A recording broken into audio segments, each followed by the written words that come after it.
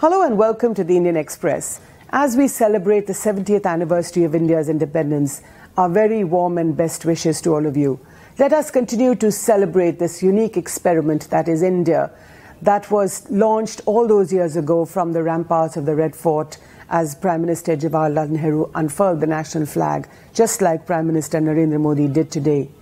Let us continue to celebrate the fundamental freedoms enshrined in our Constitution, which gave to us, the people of India, a secular and democratic republic. Let us celebrate the freedom of speech and expression. And I can say right here that there is nothing more that we value at the Indian Express. So as the Prime Minister unfurled the national flag, celebrating 70 years of India's independence, let us examine the major points that he made in his hour-long speech today. The Prime Minister made 3 points. First of all, he talked about how there is absolutely no place for any sort of religious violence in the name of religion, in the name of religious belief in this new India. And I will quote to you a phrase that he said, "Astha ke naam par hinsa ko bal mat dijiye, ye desh ko svikar nahi hai." So this was a message, if you like, to all the cow vigilantes, to all those goons, to all those criminals who in the last few weeks and months and in the last 3 years since the Prime Minister and the BJP government came to power have killed Muslims in the name of Gau Raksha, in the name of saving the cow. The Prime Minister made it very clear from the ramparts of the Red Fort today that there is absolutely no place for this kind of religious violence. The second very important point that the Prime Minister made was reaching out to the people of Jammu and Kashmir when he said, "Na goli se, na gali se, parivartan hoga gale lagakar." Now that literally means that not through bullets and not through abuse, but change can only be brought about through dialogue. Now, is this a reaching out by the Prime Minister of India to the people of Jammu and Kashmir?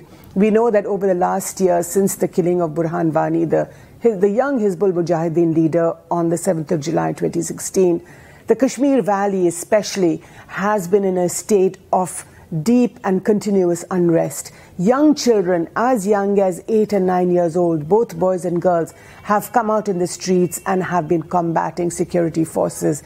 Now, clearly, in this new India that the Prime Minister wants to forge, to bring about, there is absolutely no place for this kind of unrest. There has been, on the part of the people of Jammu and Kashmir, a feeling of betrayal that the central government, that the government which is in coalition, the BJP and the PDP in Jammu and Kashmir, have not lived up to its promises. So perhaps the Prime Minister is reaching out once again and telling the people of Jammu and Kashmir that we will abide by those promises and that I am going to perhaps restart a dialogue with the people.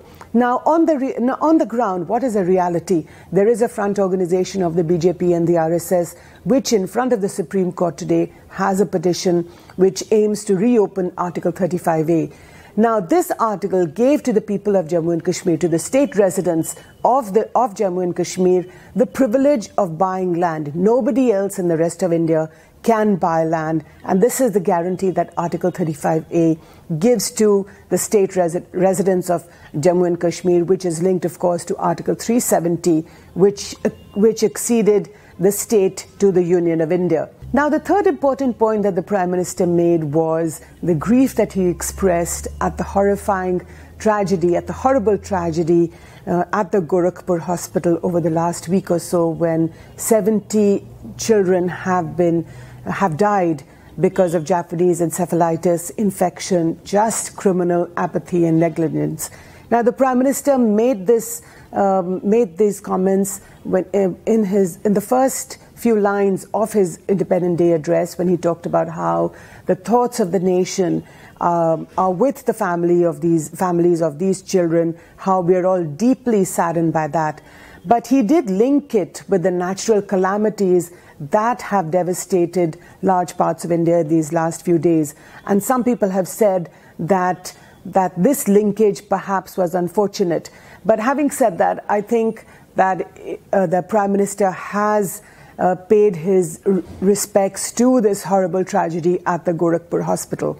The Prime Minister over the next hour also went on to talk about the achievements of his government in the last 3 years. In a sense, it was a report card of the last 3 years when he talked about how despite the big transition, the big shock, the big earthquake that was caused by demonetization that sort of convulsed the economy of the country, how the whole world was aghast at this scheme that the Prime Minister undertook. Despite that, the people of India had faith in him, had faith in his government, and that because of demonetization and the subsequent attack against black money, against corruption that he had promised when he came to power in 2014, 3 years ago, several 100 lakh crore rupees had been unearthed. How the people had kept faith with him. The Prime Minister kept stressing that. Now, we will continue to examine and analyze the Prime Minister's speech from the ramparts of the Red Fort today,